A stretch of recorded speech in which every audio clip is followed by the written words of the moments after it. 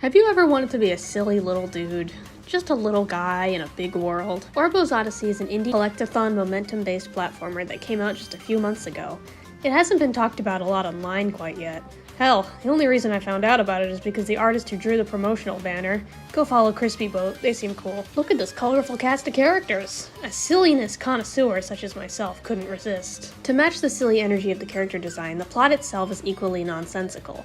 Co-workers Orbo and Peeb, Hey everybody, welcome back to the Peebs channel! Are both stuck at their work office after hours, unable to escape due to the fact they have no arms to open the door. Wait, I have arms. I can just... Through each world, we need to recover the gears to build a bionic arm. The appropriate response to this situation. There are 4 total worlds, so let's go over each one in the order I played them to see what sort of creative level themes this little dude can explore. I started out with Sleepy Time Manor, the home of the cardboard cutout vampires. I love this game's use of stock images. These guys are all making such stupid faces. Holy shit, it's Peeb! Yes! He shows up in every level to boost morale and offer support, but he might know more than he lets on. Tell me what you know, you sick son of a bitch. Like most collectathons, there are consistent ways to get gears in each world. For example, collecting a select amount of orbs can earn one, similar to Mario 64's 100 coin stars. You can also complete a time trial. What would a momentum-based platformer be without those? I'm comically bad at this first one, though. Orbo's movement is easy to pick up, but difficult to master. Seriously, those mobile game ads should hire me. It took an embarrassingly long time to figure out that in order to rocket upwards, you need to have the camera facing the direction you want. I could never beat the dev times. Jesus Christ. But there are also unique challenges you wouldn't see in any other platformer, such as helping this rubber duck blow up his brother's giant gnome statue. I'm not entirely sure what that has to do with this vampiric setting, but I'll go with it. Ooh, a secret door. This is more like it.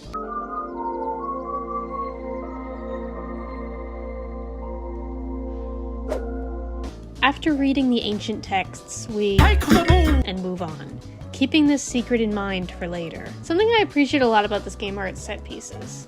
Yeah, you have some random shit like that giant gnome statue I mentioned earlier, but there's also a giant castle with a small cemetery. In Schlarp City, another level, you can even see the same castle in the distance. That's cool, I love the attention to detail. Speaking of Schlarp City, let's talk about that world next. Look at Orbo go! I even beat the time trial first try. Not by much, mind you, but damn it, I'll take what I can get. This world ties into Sleepy Time Manor with its inclusion of even more vampires. Not only are there golden ones to knock over in exchange for a gear, there's also some locked away behind the steel door. And once you approach them... Oh, hell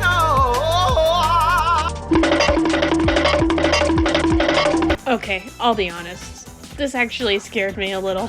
I'm squeamish, okay? I thought reviewing Who's Lila would help, but I think it made it worse. Like, I'm giving the fuck me eyes to Foxy the pirate. Why are they shaking? What the hell did I do wrong? Speaking of getting scared, this level's hidden area is right behind the tallest building. It was here I finally earned my first achievement. I am coming.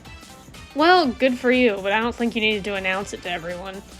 Seriously though, this painting is giving me some bad vibes. Oh boy, I sure hope no spooky creatures try to chase me. I guess now is a good time to go more in depth about Orbo's brilliant movement system. You start out with a simple jump and forward dash, but this is quickly expanded upon with a crouch into a high spin jump, which can then lead into a drill move for better distance. This is just one example of how Orbos Odyssey keeps itself fresh and fun to play. You rarely need to stop or slow down to traverse the world around you. Dunbarrow Mines is a very open-ended level. I mean, they all are, but Dunbarrow Mines especially, due to the fact you can go up to the surface. Yes! Yes! Yes! Can you take me higher to a place where blind men see? Here we find out we're not alone. We can interact with our freakishly photorealistic co-worker. Orbo asks if he can open the door for us due to the fact that he, you know, has arms, but he refuses, instead asking for uranium ore. Not to end his suffering, rather to admire it. But I think he's dead now. It's refreshing that I'm finally in a level that's not infested by vampires. Well, we venture to the outer border of the world, where we find another secret. We're in the rotoscope. And now... we need to run.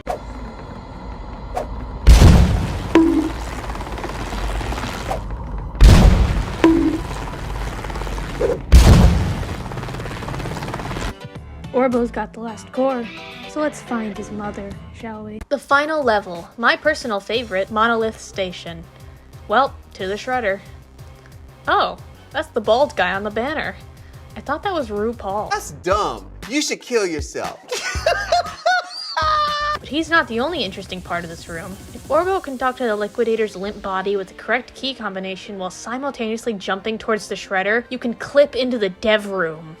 I know this sounds like some rumor you'd spread on the playground at school, but I swear this is real. Here we can talk to the crusty PNGs of Fever Dream Johnny and Drury Lane to learn more about the inner workings of the game. According to these logs, Orbos Odyssey's story connects to the developer's previous game, Nowhere, Michigan. The full version of that game isn't out yet, but who knows, maybe I could cover it in a future video to see how the lore unravels. Orbo, wear finger. And hey, here's another time trial performance I'm proud of. By now I learned the movement system and found it a little easier. I can be a slow learner. What's up with this purple rectangle? Just looking at it is making me sleepy. The obelisk in the center of Monolith Station is Orbo's mother. Once we have every Obel fragment, Orbo can talk to the Misery Star. As someone who has never played Nowhere, Michigan, this cameo means nothing to me. Regardless, Orbo is revealed to be the end of a continuous reincarnation ritual to break out of the corporate cycle. Our job as the player is to make sure he can fulfill that purpose. Oh my god. Purple guy! After opening the door, Orbo enters Human Resources, being scolded for building a prosthetic arm with company parts. He's reasonably pissed off by this, deciding to finally stand up to the corporate overlord. This is the game's first and only boss, and I genuinely hope that if this game gets a sequel, they add more bosses, because holy hell, this was fun. Dude, you look like an annoying orange character. Yeah. We beat the bad guy. I guess it truly was an Orbo's Odyssey. That sounds like a joke I'd make. I like it. This calls for a celebration. We can sneak into the Corkscrew, a nightclub for all squeaky back ducks alike. Oh hey, RuPaul's still alive. Love the song Who's That Chick? Who's that chick? Who's that chick? Love that kind of stuff. Win the race,